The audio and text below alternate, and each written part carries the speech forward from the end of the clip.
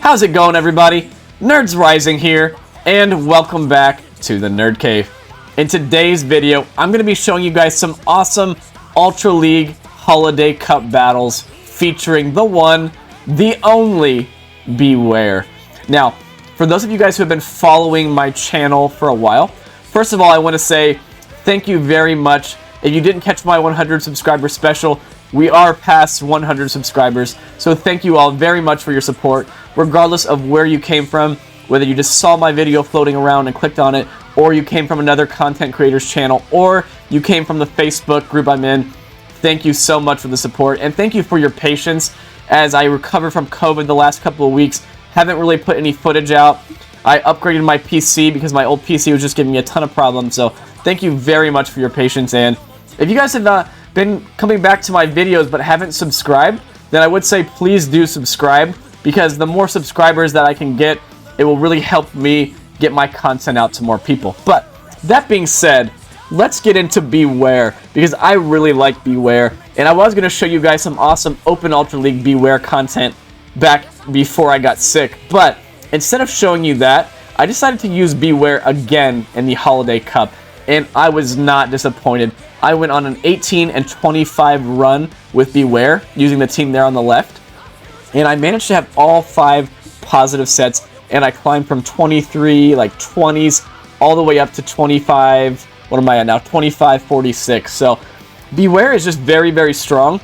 I know you guys have seen tons of Obstagoon and Charizard cores out there, and obviously that core is extremely, extremely strong, but Bewear very nicely completes that core, because you basically have 2 Mons that have coverage moves like Obstagoon. You can hit the ghost types as well as the things that are going to be weak to fighting, which honestly Goon had kind of a niche play in that regard, but Bewear has the exact same niche as it has very, very similar coverage. So a lot of times people just are not expecting 2 Goon type moves, and it really can put in a ton of work, and you guys are going to see that in action in this video. So that being said, let's get into the footage and let's see what Bewear can do. Alright, getting into the first battle here, we have Charizard on the lead into Talonflame, so not the best lead for us. This is a winning matchup for Talonflame, but Charizard can put in some work, and we do outpace the Talonflame, which is nice. So I actually go for the Blast Burn here, because even though Blast Burn is resisted, it actually is more energy efficient than the neutral Dragon Claw. That's just how good of a move Blast Burn is. And they did go up to 4 here, so this could potentially be a Brave Bird, and unfortunately we do get baited. So I throw 2 more wing attacks, and I now throw the Dragon Claw. Since we've already done so much damage with the Blast Burn, we can just go for Claws here, and we do get a shield. Unfortunately, they do get to a potential Brave Bird here, and honestly, you know what? I'm going to go down 2 shields here. I cannot risk my backline facing a boosted Talonflame, and I do correctly shield the Brave Bird. There, I build up to 5, and I attempt to catch a Night Slash on my own Goon. Were we successful? And we do catch the Night Slash. That is going to be resisted. And the nice thing here is, even if I lose CMP, this will not be enough to KO, because this is a non-stab cross chop, and honestly, Goon is just so thick. This is an XL Goon as well, and it is just ridiculously thick. So we tank the cross chop, and now, do we force their last shield? And no, the opponent actually just lets it go, which I think is probably correct, because they knew we had a lot of energy on our Charizard.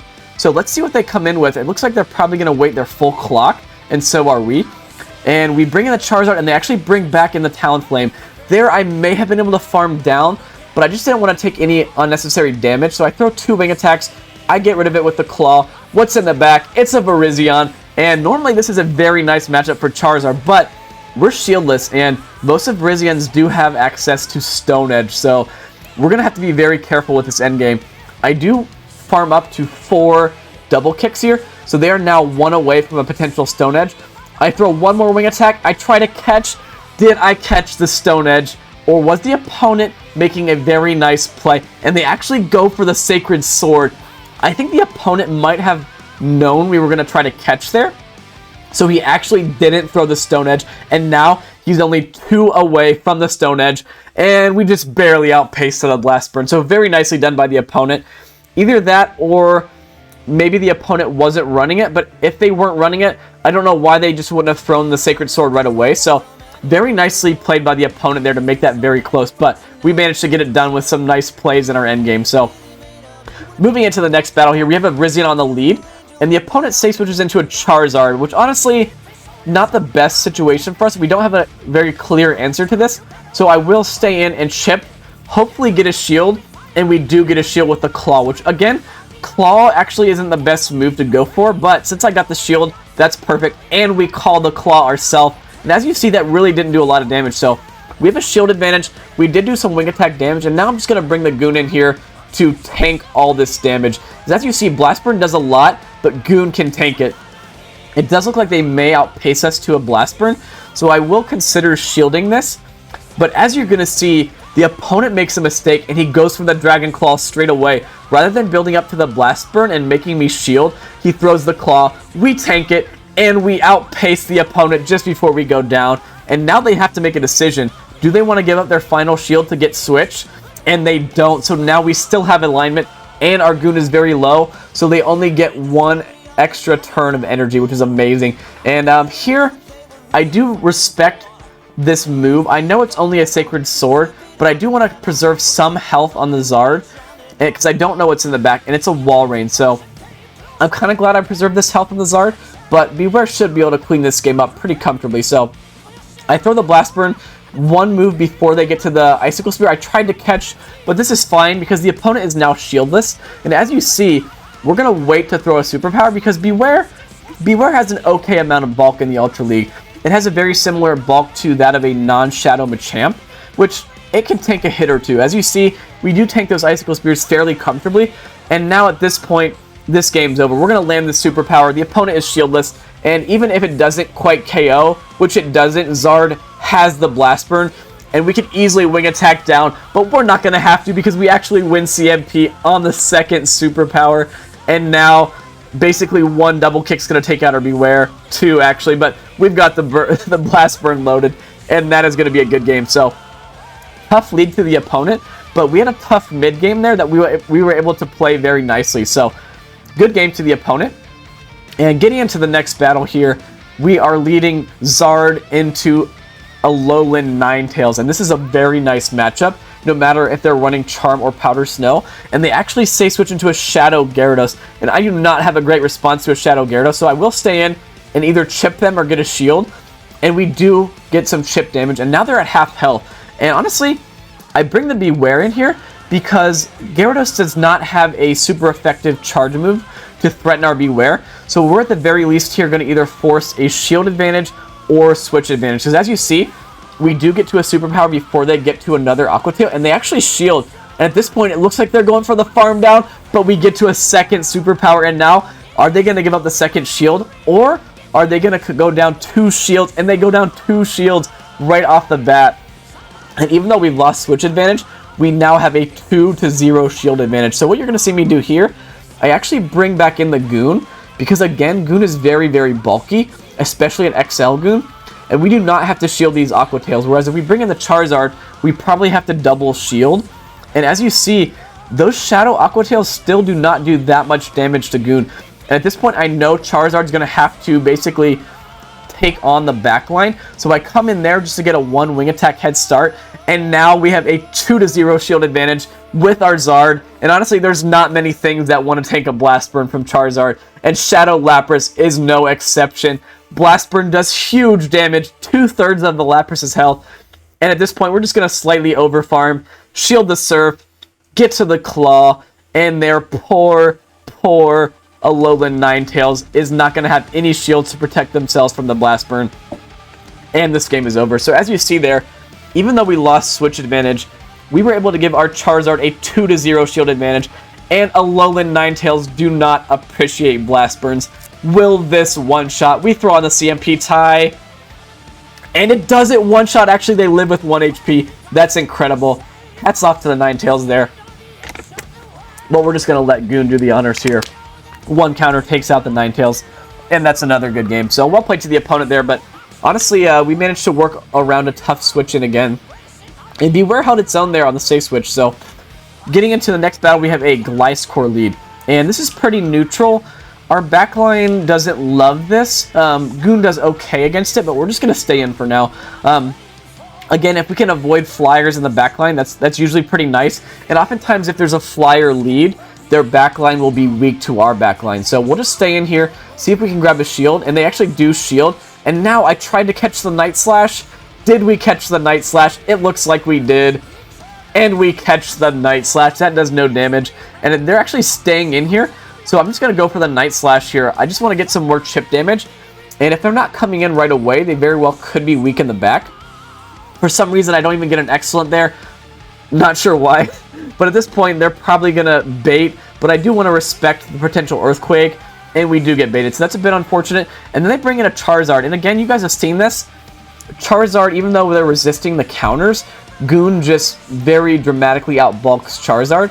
And as you see, we're not quite in Blast Burn range. And we actually do get the boost as well. And a boosted Goon is very, very scary. So I do not shield, and Blast Burn does not KO. And are they going to respect this boosted Night Slash? This honestly might KO. Let's see. And they actually do shield. And now I bring in the Blast Burn to try to win CMP. I bring in the Charizard to try to win CMP, and we actually get to the Blast Burn. Will this KO? And it does KO, so we waste all their energy. And now it's going to be Gliscor in the back versus our Charizard. And you know what? This is a Bewear feature. We're going to let Bewear take on the backline. So I let it go. Bewear's coming in. They're staying in. What do they have in the back? They're staying in. It's a Trevenant. And guys, you're about to see Trevenant get destroyed by a fighting type. We do not have to shield this. I could have just thrown earlier, honestly, but we do not have to shield this move. We farm up actually past 100 energy for some reason. And now Payback is going to send Trevenant to the Shadow Realm. And for some reason, I don't throw the superpower there, but at this point, this game's over. We have a shield. We might as well use it. We probably even could have flexed there and not shielded that, but we're just going to take out the Gliscor here with resistant superpower, and that's going to be another good game. So as you see, Bewear is a very nice core breaker for a lot of these lines, and Trevenants certainly do not like to see Bewear. So we have another Virizion in the next match, and they safe switch into a Walrein, and this is a little bit tricky. I stay in here, and you're probably wondering why I don't bring in Goon right away. And the reason being, if I bring in Goon right away and basically take out this Walrein too fast, that Virizion's going to be able to come in and farm my Goon all the way down and have a lot of energy to potentially threaten a Stone Edge against my Charizard. So, as you see, I actually banked a move on the Charizard, and now I come in with Goon and I farm up a ton of energy. And I'm just going to throw the Night Slash here. I actually want them to do more damage to me, so I actually undercharge the Night Slash as well. And as you see there, we're actually going to get hit with another Icicle Spear before we go down. And this is perfect, because now we have a ton of energy to throw at the Virizion, and they're not going to get as much farm, which is absolutely crucial, because we cannot afford the opponent to come out with like 2 Stone Edges loaded for our Charizard. So we throw the Cross Chop. We're throwing 1 counter before our moves for correct timing. And we're going to throw another Cross Chop here. And honestly, we're boosted, so these are actually starting to add up quite nicely, and we actually get to a 3rd Cross Chop, and this is huge because now this thing is going to be basically in a range where 1 or 2 wing attacks is going to KO. I actually come in, and I actually farm down. They weren't even able to get to the Stone Edge, and they have an Aurorus in the back, and honestly, at this point I bait. I should have just gone straight for the Blast Burn because we have a Bewear in back, and all I have to do at this point is just get at least 1 shield. So we throw the Blast Burn on the CMP tie. Honestly, a Weather Ball may not even KO from here, and we do get their shield. So at this point, this game's over. It was probably over anyway. I think Bewear would probably win this 2-shield matchup, but now it's 2-to-1 shields, and Superpower would probably KO 2 Auroruses because it's going to be double super effective. So there you see me actually wait to throw again because I know a Weather Ball would do more damage, and they actually throw the resisted Meteor Beam, and we're at the back-to-back superpowers at this point. And honestly, at this point, I think the opponent's only win con would be to call like a Stomp bait, and they just shield the superpower. And even though we're debuffed, this superpower again probably KOs like 1.5 Auroruses, and that is going to be a very good game and a Bewear sweep. Getting into the next battle here, we've got Charizard into Obstagoon. You guys have seen this matchup play out plenty of times, but on the lead, there's a certain way I like to play this. What I like to do is let the opponent throw first, and first of all, just pray that they don't boost. So I let them throw the Night Slash first. I get my Wing Attack through as they throw, and they don't boost, which is nice. And now I'm going to count up to 5 and throw the Blast Burn on the CMP to the next Night Slash. This wouldn't quite KO, but it's going to make them make the first shielding decision. So we throw it, and they do shield. And since they shielded, I will now shield as well. Basically, just to match shields at this point. Again, I'm going to count up to 5. And actually, I count up to 4. So I throw 1 before. Do they want to commit their next shield? And they don't. They actually let that go. So I try to catch. Do I catch another Night Slash on the Goon? And I do. And that wastes a ton of energy from the opponent. They do boost, unfortunately. So they get 2 boosted counters off. But honestly, not that big a deal. I throw after 4 here. Just because I didn't want the opponent to CMP tie me with the Dragon Claw. So again, I'm going to get damage off first. And they don't shield and we boost. And now the opponent has to Blast Burn me here to KO. Do they Blast Burn? And they do. So very nice play by the opponent. If they would have Dragon Clawed there, we could have made that very tricky for them. And now we have a decision to make. Do we want to bring back in the Charizard?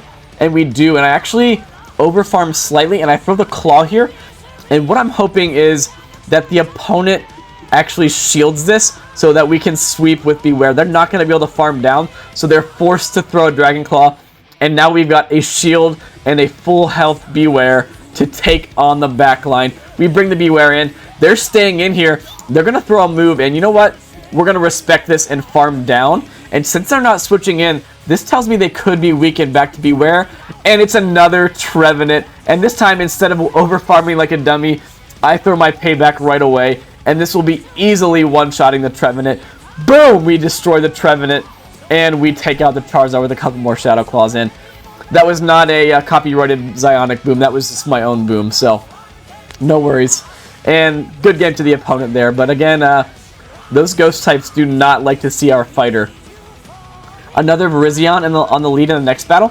And the opponent brings in a Dubwool. So, very, very cool, honestly, to see a Dubwool. This is only a Body Slam, so we can tank this. And honestly, I'm kind of not sure what to do, because we can't really bring in our backline. Our backline doesn't have a great matchup here. So, I decided to take the Body Slam and either chip the opponent or get a shield. And we actually land the Blast Burn. So, now I'm going to farm up and try to catch.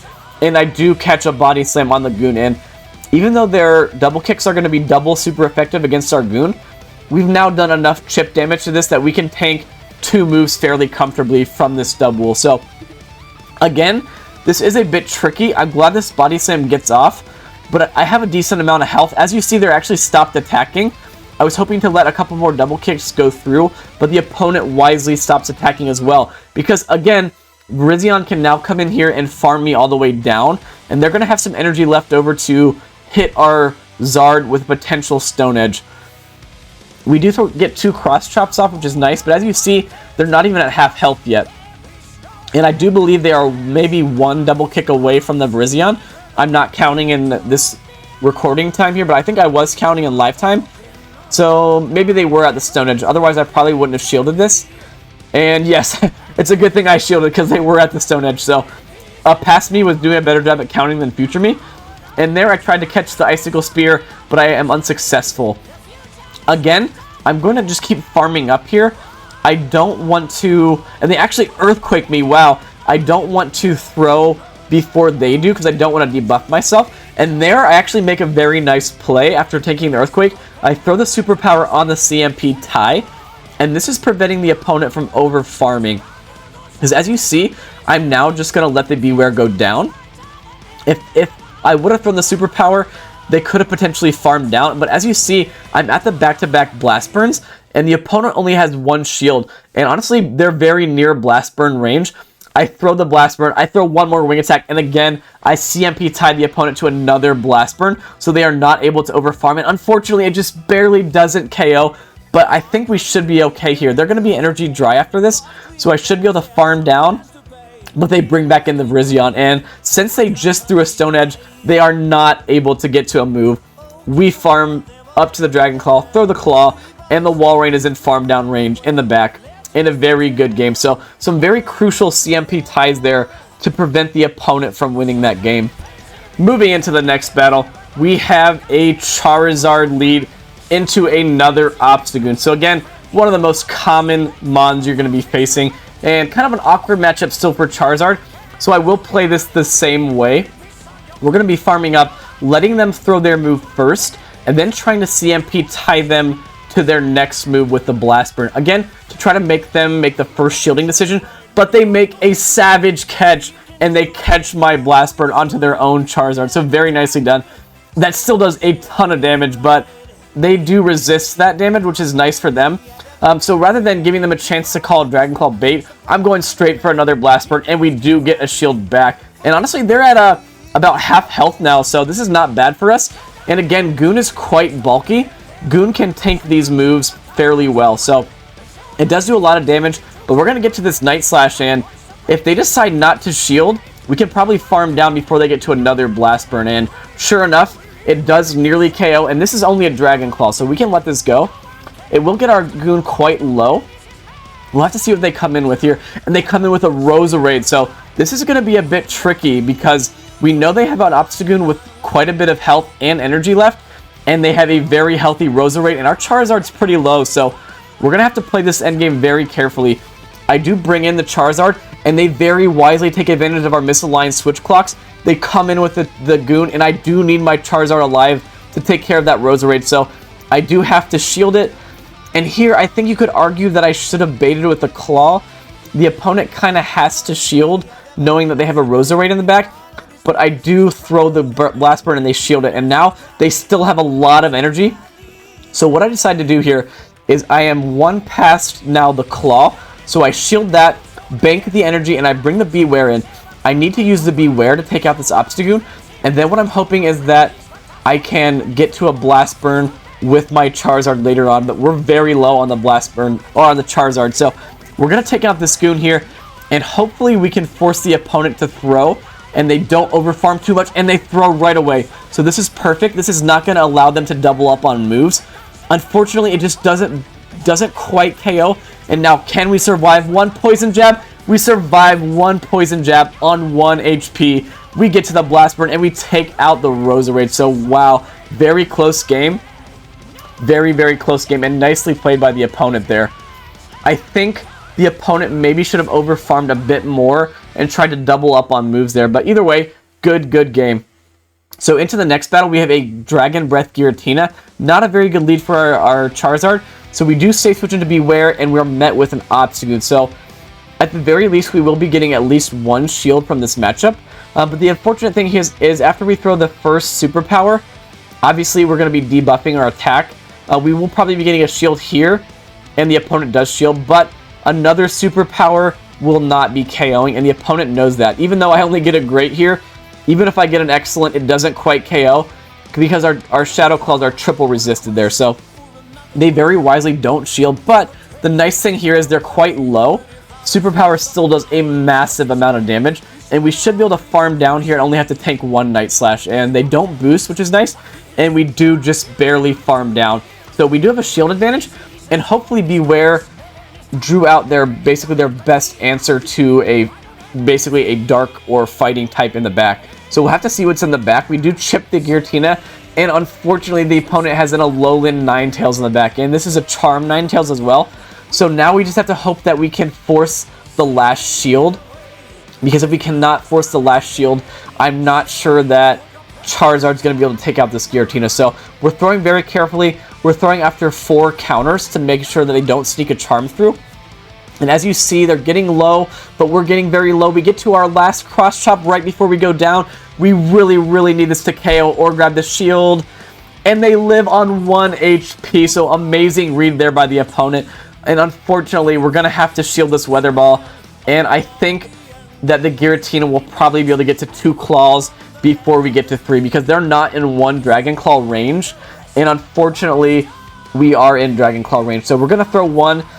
At this point, this is going to probably be getting... Actually, they don't even shield it, but we need to get to 2 more. And I think they're just barely almost at the back-to-back. We shield, and they are now at the back-to-back. So we just barely get outpaced. We were 1 wing attack away from the back-to-back. And there, I just cut off the recording because I knew it was over. But as you see there, just very nicely played by the opponent. And that was a pretty hard counter that we almost came back from. And this is the final battle, guys. Aurorus lead into Charizard. They safe switch, or we safe switch into Bewear, and they actually meet our Bewear with a Giratina, and this is not a good matchup for Giratina.